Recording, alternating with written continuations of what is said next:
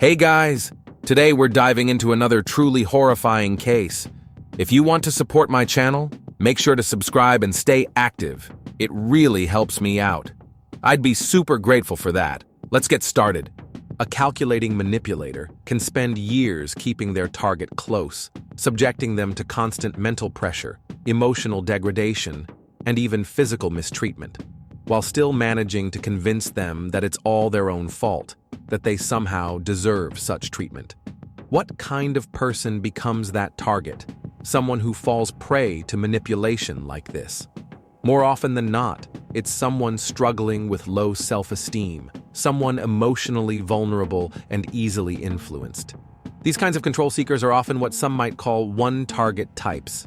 They find one person to torment and stick with them for life. Rodney and Morgan Metzger grew up in the same Florida town, lived just a few blocks apart, and attended the same high school. They met when Morgan was 14 and Rodney had just turned 17. Almost immediately, a romantic relationship began between them. It was the first serious emotional connection for both, and they believed it would last forever. Rodney was attentive and affectionate toward his younger girlfriend. He brought her gifts, planned surprises, and took her on dates to beautiful places. From the outside, they looked like the perfect couple, and over time, their feelings only seemed to grow stronger. Their families didn't object to the relationship, though at first, they assumed it was just a phase, and that both would eventually grow out of it. In 2008, Rodney officially proposed, and Morgan said yes. She had just turned 20, and Rodney was 23. They believed they were ready for this next step, and for building a real family together. A year later, they had a large wedding and moved into their own home, nestled in a quiet, remote neighborhood on the edge of town. It was a peaceful and scenic spot, close to nature. Ideal, they thought, for raising a daughter or son in a calm and safe environment. Not long after the wedding, Rodney's personality began to change, but Morgan didn't give it much thought. He had always been a bit possessive and watched her closely, but she believed this was just his way of showing love and care. The couple continued to build their life, make plans for the future, and dream of one day becoming parents. Then in 2010, tragedy struck the Metzger family. Rodney's younger brother, Kevin, passed away at the age of 19 after a long and painful struggle with leukemia. His passing was devastating for everyone, but it hit Rodney the hardest. He was overwhelmed with grief and couldn't cope with the loss. After Kevin's death, Rodney became bitter and emotionally unstable. He would have sudden bursts of anger that he couldn't control. Morgan tried her best to support him, believing that with time, the emotional wounds would heal and the Rodney she had fallen in love with would return. But the more Morgan cared for him and tried to meet his needs, the more demanding Rodney became. He acted childish, picked fights over trivial things, and constantly blamed Morgan for his frustrations and failures. Still, she stood by him, defending his increasingly erratic and at times unsettling behavior as a symptom of deep emotional pain. She hoped he would recover and that things would go back to normal. Instead, he became even colder and more controlling. Rodney began criticizing Morgan for everything, often for no reason at all. It seemed like he was using her as an outlet for his growing anger and dissatisfaction. He became extremely controlling, setting strict rules in the house that had to be followed without question, yet he was never satisfied and always found a reason to blame Morgan. Morgan went out of her way to please her husband. She bent over backward to follow every rule he set, hoping to keep the peace. But the more she tried, the more bitter and dissatisfied Rodney became. Sadly, young Morgan, who had no experience with other relationships and didn't realize they could be different, just endured it all.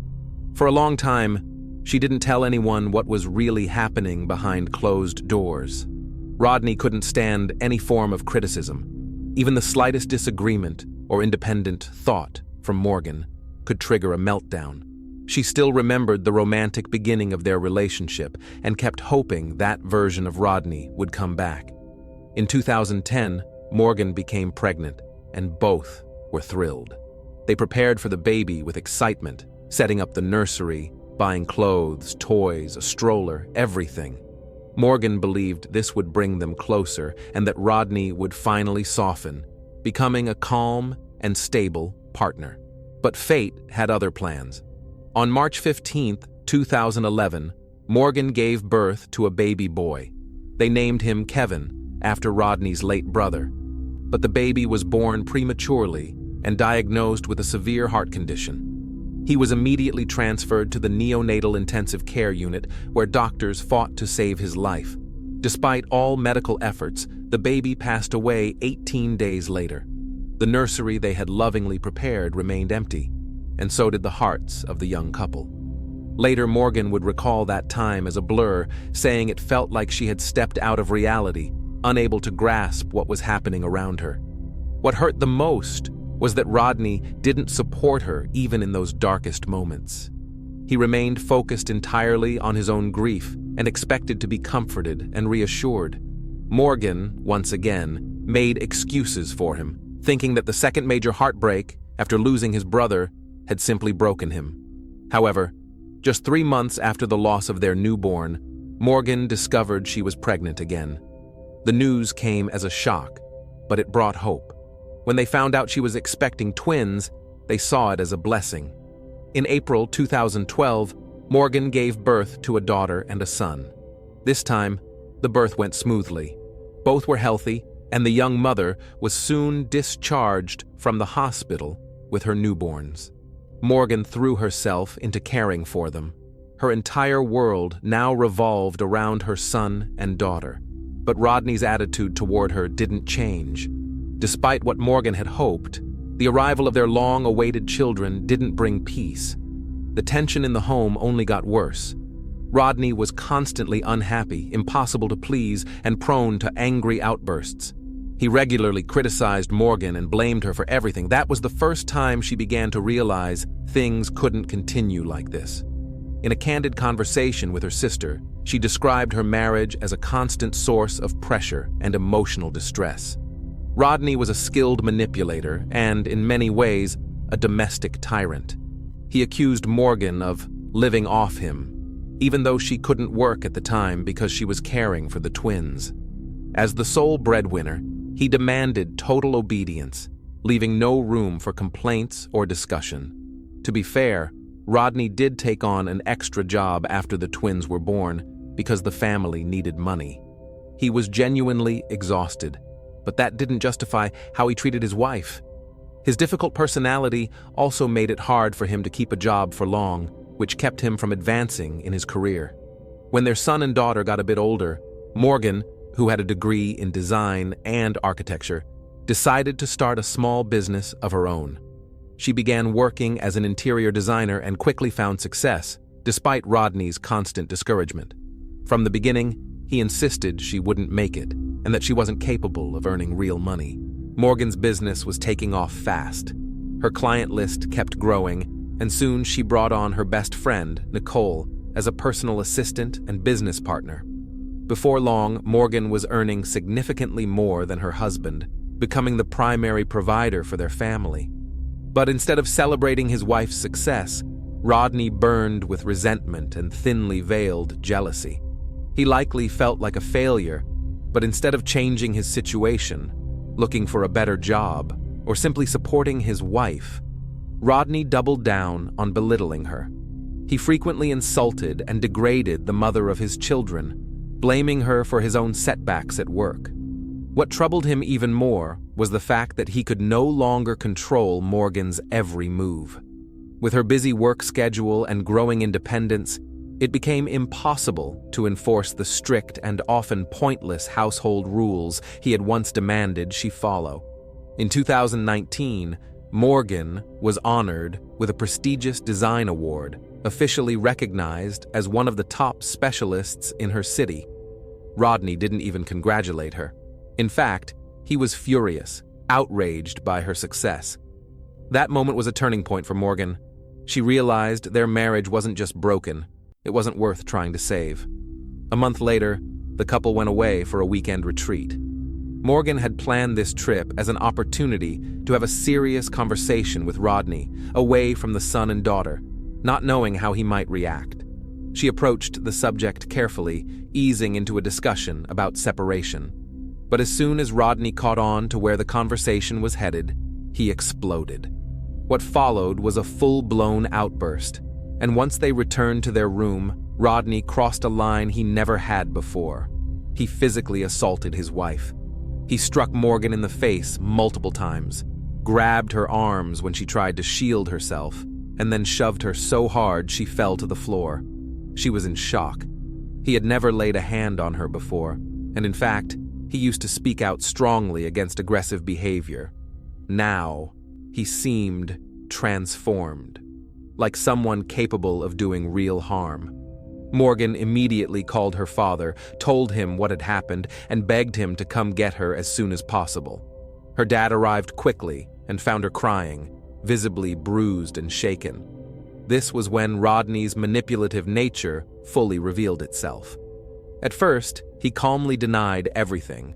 Then, just as calmly, he claimed Morgan had started the argument in public, causing a scene, and that back in the room she had injured herself to frame him.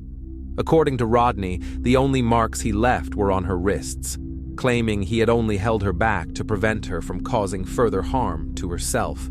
Shockingly, he managed to convince Morgan's father that his version of events was true. Her dad believed him, over his own daughter. That moment was when Morgan finally understood just how deep Rodney's manipulation had gone, and who she had really been living with all those years. After Morgan first brought up the topic of divorce, Rodney quickly took control of the narrative. He reached out to family members and friends, convincing them that he was doing everything he could to keep the family together for the sake of their son and daughter, while Morgan was the one tearing the marriage apart. At the same time, he continued to pressure her emotionally, insisting she couldn't make it on her own and that no one else would want her. He blamed her for the breakdown of their relationship and for his stalled career. For several more months, Morgan struggled with guilt and hesitation. She wondered if she really was at fault. But by September 2020, she finally filed for divorce. Her husband and other relatives tried to dissuade her, but her best friend Nicole stood by her side. When Rodney realized that Morgan was truly serious and that his usual tactics no longer worked, he resorted to a more calculated manipulation. He created a fake email account using the branding of a medical clinic and sent himself a fabricated diagnosis claiming he had been diagnosed with a serious illness. Then, he begged Morgan not to leave him during what he described as the most difficult time of his life. Morgan, once again, believed the man she had spent so many years with. Considering his younger brother had passed away from leukemia and his father had been battling prostate cancer for years, the claim that Rodney had been diagnosed with a malignant condition seemed credible. By that time, the couple had already separated, and Rodney had moved into an apartment, leaving the family home to Morgan and the children. But after hearing about his supposed illness, she allowed him to move back in, though she didn't abandon her intention to finalize the divorce. Soon after, their marriage was legally dissolved. They agreed on shared custody, but despite the formal split, they continued living under the same roof. In reality, little had changed. Rodney still tried to dictate how things were done and treated Morgan like she belonged to him. Morgan had had enough. She tried several times to make him leave, but he always played the sympathy card, reminding her of his life-threatening diagnosis. On December 30th, 2020, Morgan's patience finally ran out. She told Rodney to move out. This time, he didn't argue. He packed his things and left for his apartment the same day. His calm and restrained demeanor was unusual, but Morgan didn't think much of it at the time. Morgan had no plans to celebrate New Year's Eve. She simply wanted a quiet evening and a good night's sleep.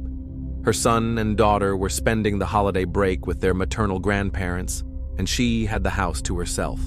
That night, she visited her best friend Nicole for a short while. They shared a glass of champagne, and despite Nicole's insistence that she stay, Morgan decided to return home alone. Around 3:30 a.m. on January 1st, Rodney showed up at his former home and knocked on the door. There was no answer. He knocked harder and called Morgan's name loudly, knowing she was probably home. When there was still no response, he walked around the house. In the backyard, on the patio, he found Morgan in a terrifying state. She was lying outside near the door, almost completely undressed, her hands tied behind her back. A pillowcase had been pulled over her head and tied off like a makeshift hood.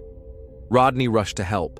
He untied her and tried to find out what had happened, asking who had done this to her. Morgan was in complete distress. She was crying, screaming, begging him to call for help and not leave her alone. Rodney called emergency services and reported the incident. When law enforcement and medical responders arrived at the Metzger residence, Rodney was sitting in his car on the driveway, while Morgan, battered and in tears, was found inside the house. The scene raised immediate questions. Why wasn't her ex-husband with her, especially after she had clearly just survived a terrifying attack? As medics examined and stabilized Morgan, they were shocked by the extent of her injuries.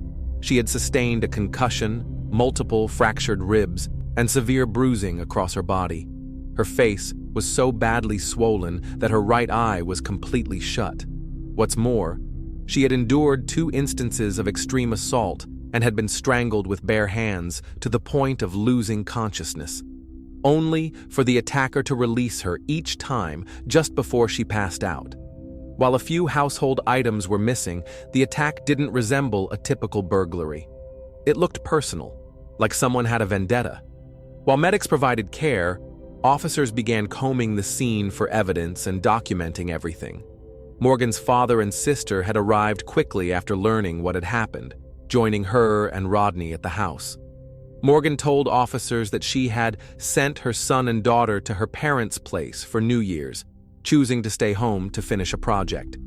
On December 31st, she had only seen Nicole, and after returning home, she locked the doors and activated the perimeter alarm. She worked for a bit, then went to bed around 11 p.m. She awoke to strange noises and the chilling sense that someone else was in the room.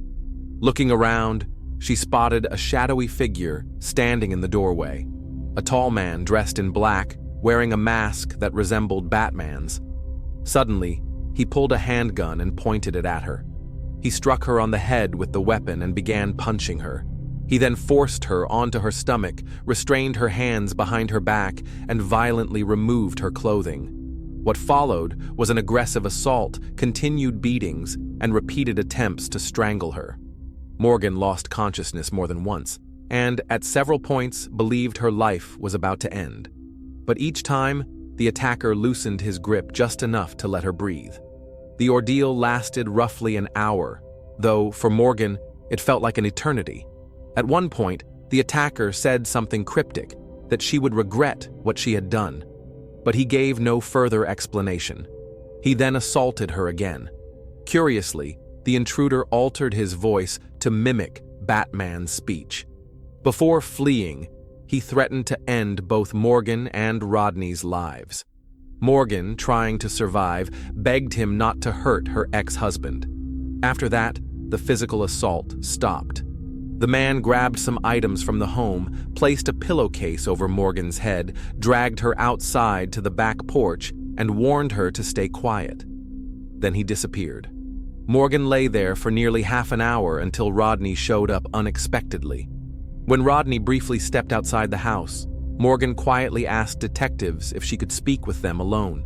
Once away from her ex-husband, she revealed something chilling. She knew exactly who had attacked her. It was Rodney. She recognized him by the sound of his breathing and the way he touched her. Playing along with the staged scenario had likely saved her life. According to Morgan, the attacker told her she would miss her ex-husband and even threatened to end his life. That was the moment she became certain of the intruder's identity. Realizing who it was, she decided to turn the tables, using his own tactic, manipulation. Morgan began to cry, pleading with him not to hurt the father of her son and daughter. Over and over, she told him she still loved him. Her words had an immediate effect. The assault stopped abruptly. The intruder rummaged around the room, grabbing a few random items that held little to no value. Then he carried Morgan outside and vanished into the night. Moments later, Rodney showed up, almost as if on cue. Morgan's account was compelling. The incident clearly didn't resemble a break-in or a robbery. The main objective was to torment and humiliate the victim. What made it more suspicious was Rodney's sudden appearance in the middle of the night, uninvited and with no children at home as an excuse to check in. There were no signs of forced entry, the alarm hadn't gone off, and strangely, the security cameras weren't working. It quickly became clear that the intruder not only knew about the alarm system but also understood how it worked. One of the motion sensors, located on a small basement window, had been deliberately shifted so it wouldn't trigger the alarm when opened. That's how the attacker likely entered the house. When Morgan was informed about the displaced sensor, she immediately suspected Rodney. She believed he had done it while still living in the home, possibly planning the attack well in advance. Still, she feared he might manipulate the situation once again and escape responsibility. But the lead investigator assured her they would uncover the truth. Detectives brought Rodney in for questioning.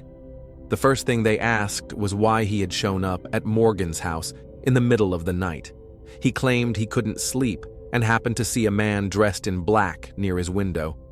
According to him, the stranger wrote Morgan's name on the glass with his finger. Alarmed, he said he tried to call Morgan. When she didn't answer, he drove over to check on her. But Morgan insisted her phone hadn't received any calls that night. When police checked Rodney's call logs, they found no record of any outgoing calls to her during that time. It was clear he was lying, though they didn't yet have enough solid evidence to make an arrest. However, they did find something disturbing on Rodney's phone, a large number of photos of Morgan, clearly taken without her knowledge.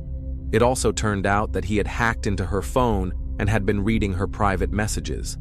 When detectives confronted Rodney with suspicions of being involved in the attack, he called it completely absurd and immediately accused Morgan of trying to ruin his life. Despite his denials, investigators obtained a warrant to search his apartment, and what they found there strengthened their case. After recovering deleted data from Rodney's laptop, they found dozens of search queries related to how to strangle someone into unconsciousness without causing death. He had also looked up how to alter one's voice. Inside Rodney's home, investigators found a pack of zip ties, identical to the ones used to bind Morgan. Even more disturbing, some had been interwoven to resemble makeshift handcuffs, matching what had been used on her. When confronted with the discovery, Rodney remained calm and claimed someone had planted the items. He insisted he had never purchased anything like that. Detectives launched a thorough investigation, combing through surveillance footage from every hardware store in the area. Their efforts paid off. They found video evidence of Rodney buying the exact same zip ties 3 days before the attack. He had paid in cash, but his face was clearly captured on camera, leaving no doubt about his identity. They also reviewed footage from the security camera on Rodney's apartment building. There was no trace of the mysterious figure he had described. No one approached his window, and no one wrote Morgan's name on the glass. But Rodney himself was seen leaving the building with a duffel bag around midnight. He returned around 3 a.m., changed clothes, and then left again. Investigators believed the bag may have contained the outfit and mask used in the attack, along with the items he had taken from Morgan's house, none of which were ever recovered. The most disturbing piece of evidence, however, was a farewell note found in Rodney's possession. In it, he wrote about his plan to take Morgan's life and then end his own. But Morgan's unexpected reaction, playing along, giving him hope that they might reconcile, had thrown him off. That's what saved her. The collected evidence was more than enough to warrant Rodney's arrest. He was charged with assault, battery, aggressive misconduct, making threats, burglary, and illegal possession of a firearm which had been found in his vehicle. Still, Rodney denied everything. Given his right to make a phone call, he reached out to Morgan. During that call, he tried one last manipulation, insisting she had made a terrible mistake and that an innocent man who truly loved her was now sitting in jail. Shockingly, Rodney's emotional grip on Morgan was still strong. The next day, she came to the station, claiming Rodney could never have done what he was accused of. It was a powerful example of how deeply psychological control can take root in someone's mind. Despite this, the prosecution had built a solid case. Facing the overwhelming evidence, Rodney eventually agreed to a plea deal, partially admitting guilt in exchange for a reduced sentence. On August 4th, 2021, he was sentenced to 70 years in prison, with the possibility of parole after 25 years. If ever released, he will remain under strict supervision for the rest of his life. Thanks for watching, everyone. Your support means a lot to me, and you can help my channel grow by hitting that like button, dropping a comment, and sharing this video. Your engagement really makes a difference. See you soon.